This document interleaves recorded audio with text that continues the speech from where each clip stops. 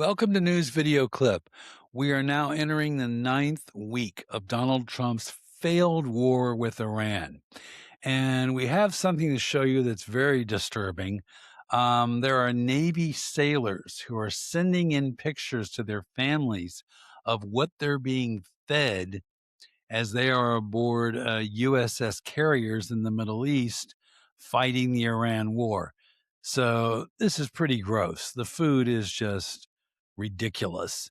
And of course, Secretary of Defense Pete Hegseth hasn't said one thing about the lousy food that we're giving our fighting men and women. However, Representative Mike Levin, a Democrat, is saying something. He posted on social media, "This is completely unacceptable and Congress must investigate.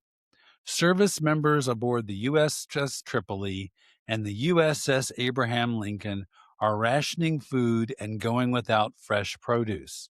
Their families, worried that their loved ones are going hungry, are assembling care packages. Can you imagine? We are spending billions of dollars on this failed war every week, and we cannot feed Navy sailors? Are you fucking kidding me? I am so sick and tired of listening to Trump and the Republicans telling us how much they support the troops when they won't even give them a decent meal. That is unbelievable.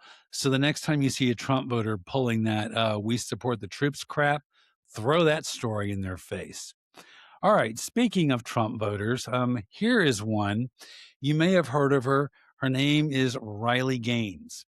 And Riley became famous because she came in fifth place in a collegiate swimming meet. She tied a trans person in that race. And ever since then, she's turned into this massive anti LGBT grifter who really has no marketable skills except to lie about LGBT people. She's a big Trump supporter, a big Republican. So that's what makes this video even more fun to watch. Here we go.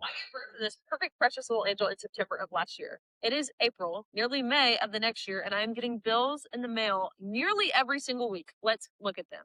Okay, this one is a bill for $2,000. The service description literally just says vaginal birth. Here's another bill for $1,261. What's the description for? Actually, it doesn't even say. Here's another one for $336. The service description is subsequent hospital care. What does that mean? Here's another $675 charge for hospital discharge day. What service is it? You're just charging me for discharge day? It says on this bill that our insurance information wasn't provided, but our insurance was provided on every other bill. I don't know. None of it makes sense. My husband just called. He was on the phone for 20 minutes and we got no answers. They said they could get back to us in the next 90 days. So I have to assume that they just hope people pay these without asking any questions. Since President Trump has signed his executive order for hospital price transparency, only 1/3 of hospitals are in compliance. President Trump has done what he can do. We need legislators to act to rein in these unchecked practices and to protect patients and taxpayers from us. Okay. So, first of all, President Trump's executive order is non binding. It is not the same thing as a law, and nobody has to follow it. So, Riley Gaines just proves right off the bat just how damn stupid she is. Secondly, it was the Democrats, and it still is, who support universal health care. So, if Riley had pulled her head out of her ass and supported the Democrats, she wouldn't be getting a medical bill. Zero. But she voted for this. As the Trump supporters love to say, I voted for this. So you voted for it, Riley. Too fucking bad for you. You ordered a hamburger, you got a hamburger. You didn't get a cheeseburger. All righty. Let's take a look at some more Trump voters. The New York Times has been following 12 Trump voters for the past year to see if they have any regrets. Well, surprise, 9 out of the 12 Trump voters now regret voting for President Trump. Shocker, huh?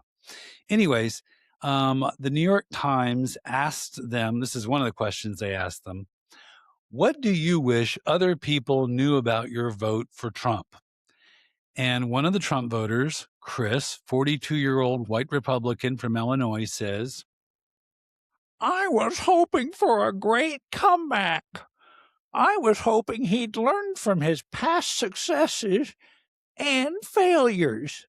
What past successes would those be, Chris? You mean all the casinos he bankrupted? Do you mean the $25 million he had to pay to the people he ripped off from Trump University? Do you mean those successes? Or do you mean the 34 felonies that he was convicted of? Okay, you're an idiot, Chris. Let's move on. Francesca, 26-year-old from Washington State, says, I thought I was helping us get and save more money with taxes. I thought they would get rid of taxes so we would get our full paycheck instead of just half of it. Francesca, if you're paying half of your paycheck into taxes, you don't know how to do your taxes. Or the person you hired to do your taxes doesn't know how to do taxes. And by the way, not even Trump promised to get rid of your taxes, okay? So, Francesca, you're also an idiot. Play stupid games, win stupid prizes. Let's move on. Here's Kitty, 36 years old from Pennsylvania. I was expecting what he was like his first run around, and it's completely different. Completely the opposite of what you'd hope for. What's exactly different, Kitty? According to the Washington Post, Trump lied over 30,000 times during his first term. What are you so shocked about? What were you not getting that you were hoping for? Gosh, these people are just so fucking stupid. I have no sympathy for them whatsoever. Just total fucking morons. Alrighty, let's go to our last story. And this has been in the news a lot, but it might be a little confusing. So I'm going to explain it very quickly and we'll just cut through it.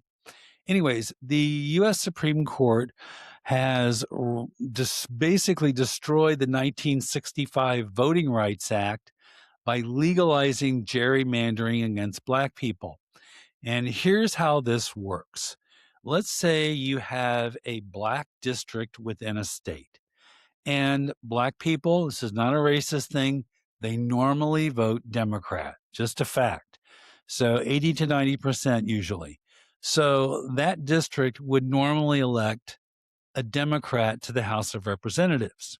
However, now these Republican districts can come in and they can redistrict and they can take part of the Black district. Another Republican district can take part of the Black district. Another Republican district can come in and take part of the Black district. So you get the idea. The Black district gets taken apart and gets, basically sucked into these white Republican districts. And we know these are white Republican districts because this case came from Louisiana. So anyways, Black voters are disenfranchised. They don't get who they want, a Democrat in the House of Representatives. In fact, Florida Governor Ron DeSantis, right after this ruling, he went ahead and he signed in a new gerrymandering law to screw the Black people in Florida. So anyways, if you want to learn more about these stories, we do have links right below the videos here. And unlike right-wing podcasters, we back up exactly what we're saying. The other ones, the right-wingers, Joe Rogan, Benny Johnson, Tim Pool, they lie on a constant basis. We actually back up our claims with facts. Alrighty, please like and subscribe, or if you hate this show, go ahead and subscribe. Just subscribe, and we'll have more stories for you later. Alrighty, bye-bye.